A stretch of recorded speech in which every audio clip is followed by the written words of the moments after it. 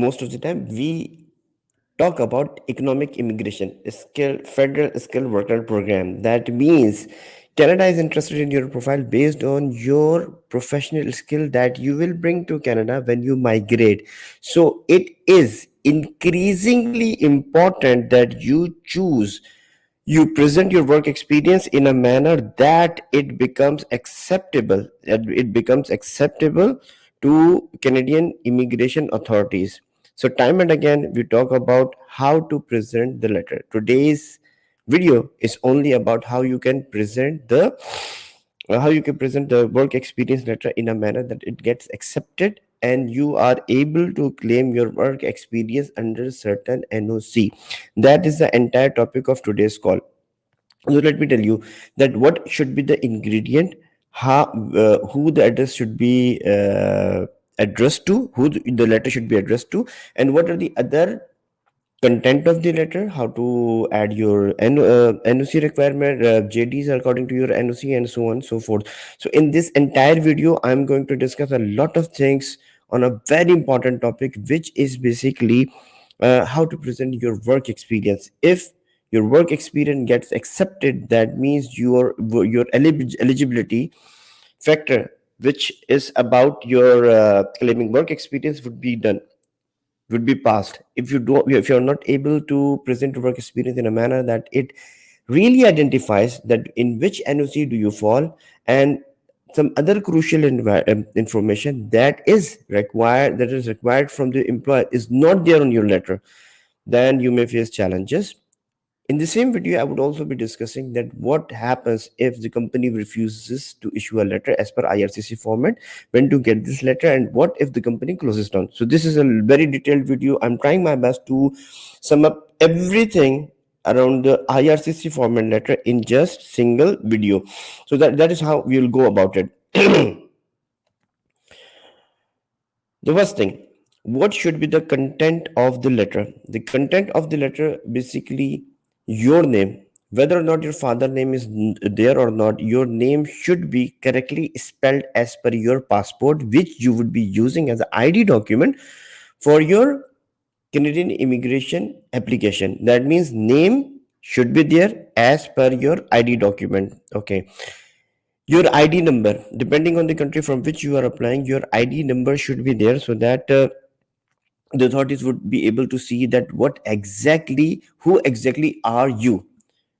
Name should match and the ID should match. Unique ID, which is issued from your country of origin or country of nationality, from where you are, from where you belong to. That is very important that you mention your name as per the ID document. What if there is a difference? So I would suggest, what if there is a difference? So if in everything, if there are two different names or two different documents in your entire PR application, I would suggest to use same name, same person affidavit, or change of name affidavit. That means you would be able to confirm that yes, this is me and this is also me, but I have used different spelling for some reason. Maybe my birth name was different, maybe there was a mistake or something else, or maybe I changed my name subsequently. So depending on the situation, you have to basically prove that this person who has a different name on a passport, but for some reason you have to explain it, that for what reason your employer is unable to mention your name as per your passport. For example, people living in the Gulf, they would have their name on a different format with the record on a Gulf employers, whereas their national ID would show name in a different format. For example, in Gulf country, the employer would identify your name followed by your father name without any gap, without any hyphen, without any comma. They would not identify that this is not name first person. So if your name is A and your father's name is B, so they would write name in a manner that A plus B, in a manner that it would appear that as if this is the same person. However, in reality, it's your name followed by your father's name. So that is the thing that you have to take care of in this situation. Title is a very important factor. That means what is your job title, what is your designation that you work for. When you compare your JD, your NOC with your letter, so it is not necessary that your title should match with the title index of title given under a certain NOC. that is not important. If it matches, it is fine. If it does not, then it is also fine. But you have to make sure that your title should not be something which you cannot defend. For example, if you are claiming work experience of a dentist, for example, if you are claiming work experience of an admin assistant, for example, if you are uh, claiming work experience of an HR generalist, your title should not say, that he's a salesperson, he's a sales manager, because that would create doubts about your work experience that you are going to prove. For example, there is a general title hierarchy: assistant manager, manager, senior manager, so on and so forth, or maybe assistant vice president, and so on and so forth. The title that company would use. For example, in bank, these titles are common, but their responsibility would vary from department to department. Similarly, a doctor, engineer, dentist, anybody can be assistant manager. Okay, so title does not matter much. However, you need to consider that your title should not be there in a manner that it creates doubt that what actually you do. Okay, another thing is weekly hours. Weekly hours and part and full time, you have to mention, you have to get it mentioned. Some HR would not mention the weekly hours. Rather, they would mention the duration of your work days, that you work from Monday to Friday, these hours, and Saturday as a different hour, or maybe Friday a different hour. So they would mention days and the timing.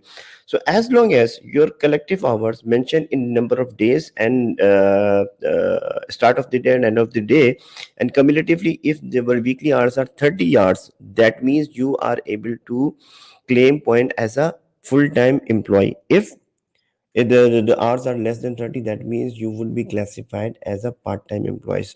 One more thing that I would like to address over here: a lot of people would ask, what if I have 10 months of experience, but my weekly hours are 48? That means I've been working in excess of 30 hours a week. My working hours are 48 a week.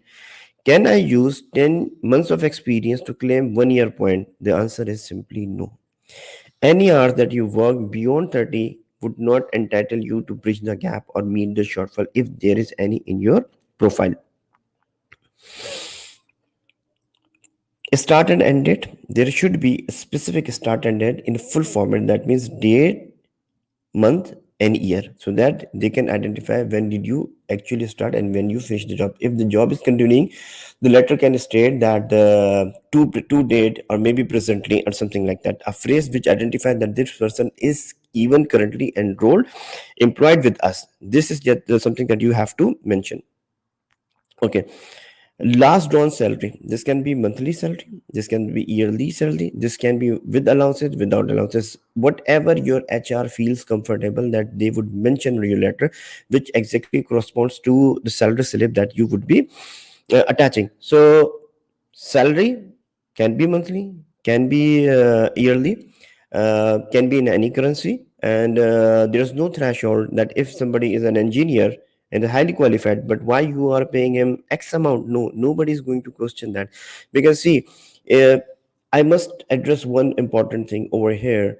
In the entire exercise where your work experience get verified, they would only be interested in getting confirmation on two things: that you actually worked in this job, then you were actually get paid out of this job. Sooner or later in the video, I would address what document you need to attach to confirm that you actually worked in this job, you were actually getting paid out of job, and was not a free of cost or unpaid job. Most importantly is job description. This is the point that I would come back later in this video and address everything that you would have, and comments are always open, that you can see that what actually do you want me to cover. If anything is left, the video would have a comment section open. You can always ask what exactly your question is, if I'm unable to address your query in this video. All right, the next is, here are the big question that I would be discussing over here, that what exactly do you need to do. The entire video is based on my 5 years of experience that I have been dealing with the immigration matters, and as a community that we have been advising, and based on our recommendation, and the success stories. So there is no hearsay, there is no assumption over there. Everything that is being said in this video is basically authentic and tried and tested. So pay attention that what is being said over here. If you don't understand anything, please, the comment section is open. You can leave a comment that what you actually did not understand and what is your specific situation. So I might be able to address it in a situation specific question. Who the letters should be addressed to?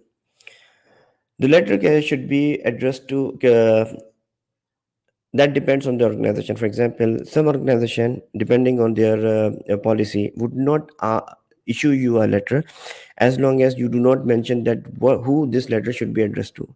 So that address can be addressed to maybe a local embassy in your city, in your country, a consulate, a Canadian consulate, locally available in your country of residence, or where the employer is situated. And this letter can also be addressed to IRCC and simply say to the manager, IRCC Canada. That would suffice. Okay. Then there are some employers who would say that we don't know anyone, we are not privy who this letter is being used for. Therefore, we cannot put a name because of our policy. So we would only be putting to whom it may concern. That means that kind of letter would also be acceptable. So what I'm saying is, if the company policy who is issuing the letter, the employer has the policy that they would mention the the addressee, okay, mention that. If the employer has a policy that would not mention the addressee, we would only write to whom it may concern. That is also absolutely fine. That means you can have a letter in both format. You In both format, that means an open-ended and a close-ended, in the sense that it is addressed to a specific organization, and it, even if it is not addressed to a specific organization, that means IRCC, that would also be acceptable. Okay. Who should sign the letter? Ideally, I put a lot of emphasis on this, that do not get a letter.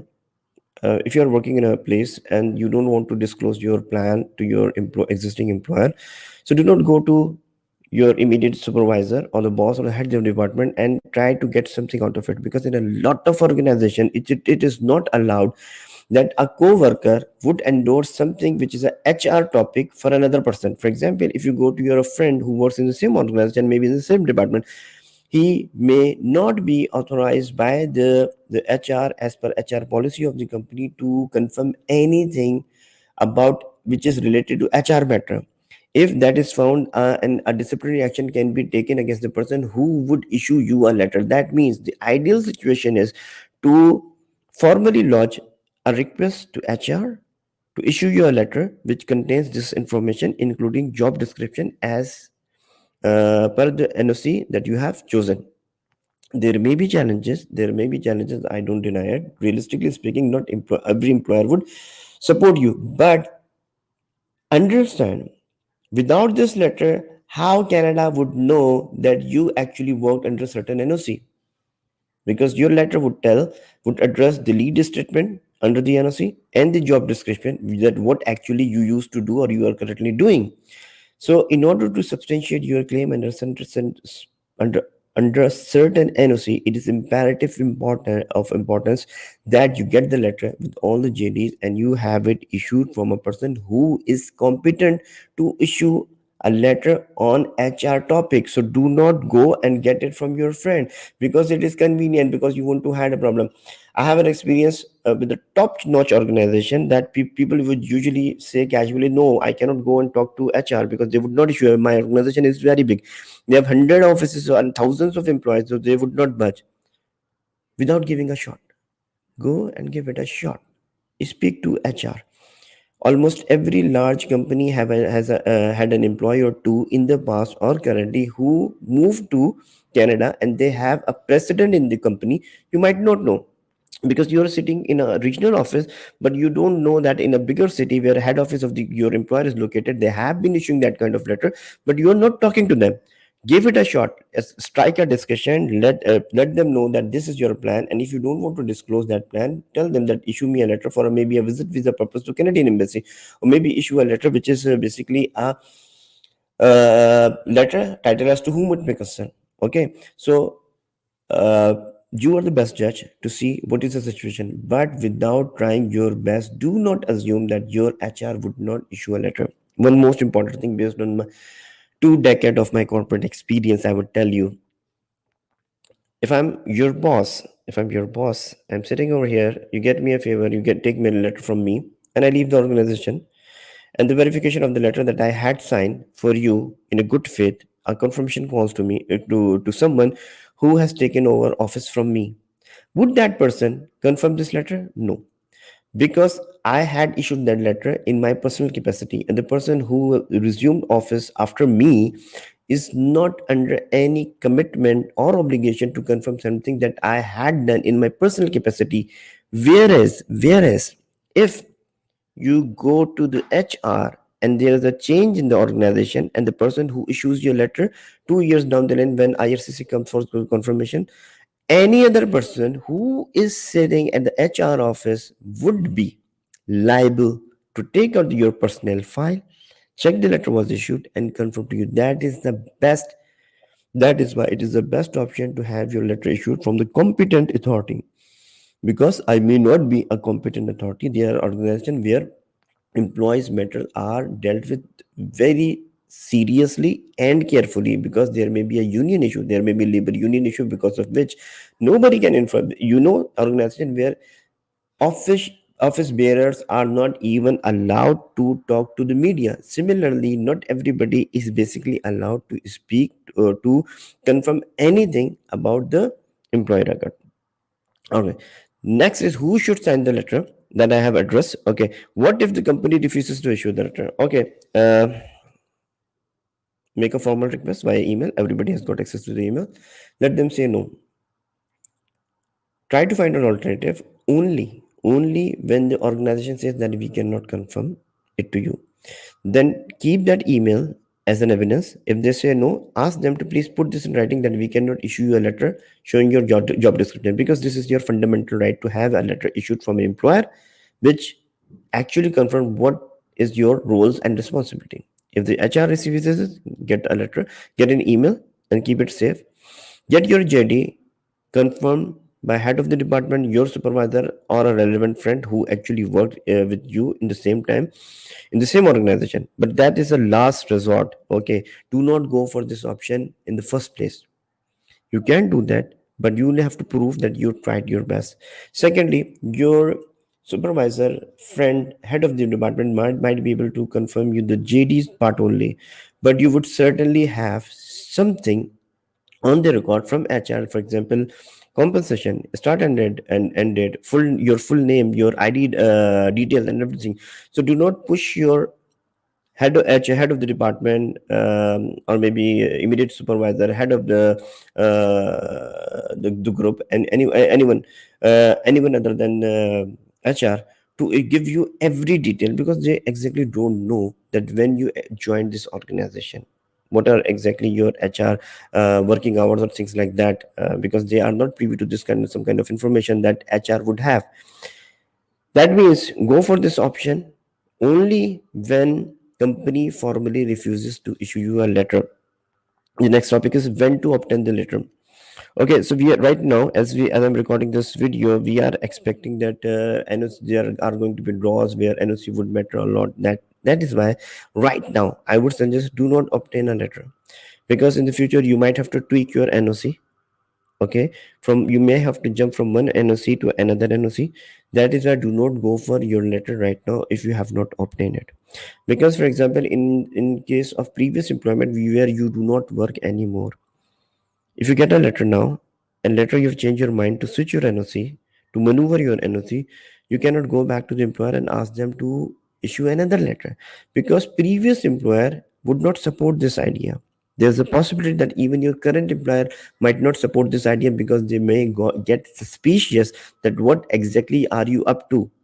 You got a letter, then you want them to change it. Then later you change your mind again back to the previous NOC, you will have another letter. The right time, in my opinion, is when you are sure that you are going to get an ITA, when you receive an ITA, and when you're sure that this NOC is right, and I can really get this. I really have to confirm this NOC. Go all gun blazing, get your letter in the manner that I have described in the previous section. Second, what other documents to submit? There is a whole list of documents that you need to submit. Gone are the days when only letter slips enough flight to Canada. No, gone are the days. Ideally, the list of document, as to the best of my ability to recall, your appointment letter or employment contract. After the probation, you are issued a confirmation letter. Reference letter, the letter that we talked about, we have been talking about in detail. Reference letter is basically the same letter that, whatever you name it, employment letter or reference letter or whatever you name it, it's the same thing which contains information as per IRCC format. Appointment, confirmation job, a reference letter that we are discussing right now, and salary slip, bank statement, promotion letters, visiting card, office ID.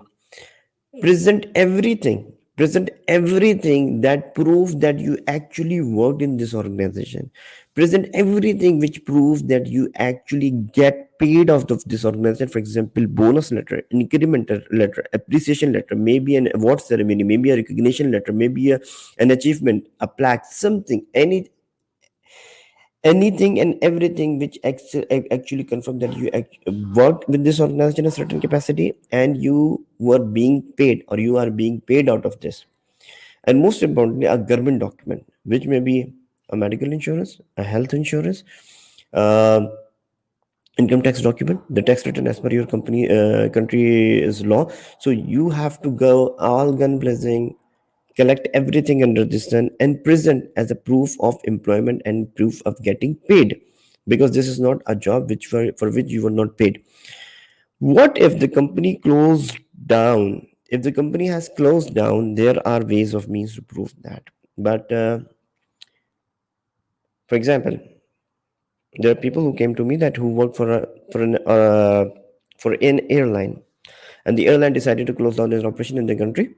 Okay, in every country, commercial airlines is a highly regulated business.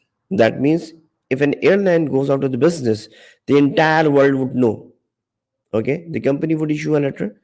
Whatever documents are available from there, you can collect that. For JD, you may contact the person who have actually worked during the same tenure as you worked in that organization. You get an endorsement from him, maybe with an affidavit that he would confirm that I was also an employee of the same organization which has closed down, and I am in a good for in my personal capacity writing down that this gentleman or lady has worked in so much so capacity. For the rest of the information, you can use your employment record, the company that you had issued you before closing down. Gather all the publicly available evidences that yes, this company went bankrupt, this company rolled back its operation, and it has gone off of business, has been delisted or something, whatever. Gather every publicly available evidence that this company is no more in business. That is why I cannot provide regular document, but I have made an arrangement proving, by way of proving, that this company actually existed when you were there, and later on it was closed down, and you have let all the documentary requirement but in a different format, from a different person, because the company is no more, no operation. So all those experience would not go wasted if you do it intelligently. Coming down to the question, you would be asking that if ABC Enterprise closed down, that company was a closely held business company, a small setup, 4 employees. It went out of business, it went bankrupt, nobody knows that. Unfortunately, you won't be able to do anything until the owner of the business would support you. Maybe write it down that yes, we own this business, we close down this business. This is my personal income tax return. This is company tax return. Maybe financial report or something. Anything or everything that you can procure from such a small setup. Only then you would be able to claim a work experience from a smaller setup. Okay, but if the company does not exist on the map, does not exist on the paper, you will have to forego that work experience for sure. How to match NOC on the letter? That is $1 million question now, and everybody would be interesting to know. Yes, how to match the NOC on the letter? I would briefly touch this topic upon.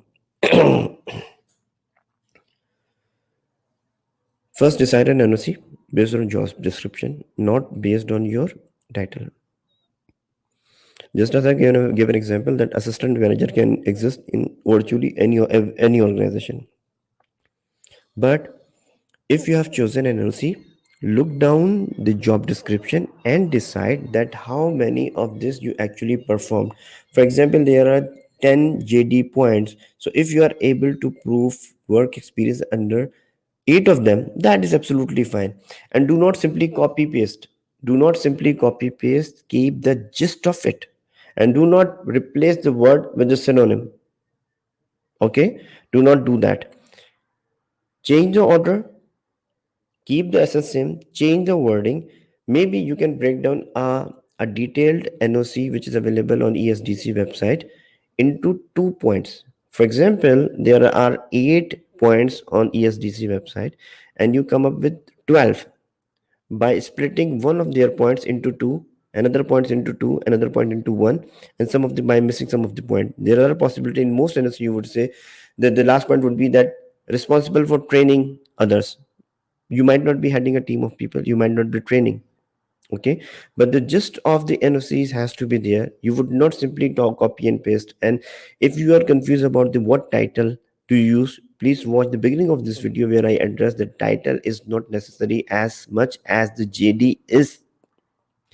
Without JD, you would not be able to claim your work experience. So it is of utmost importance that you are able to claim that you actually did this thing. Because see, what is the reason that it is important? Is this important because in entire process of the Canadian PR, you would not step in a Canadian embassy or a consulate.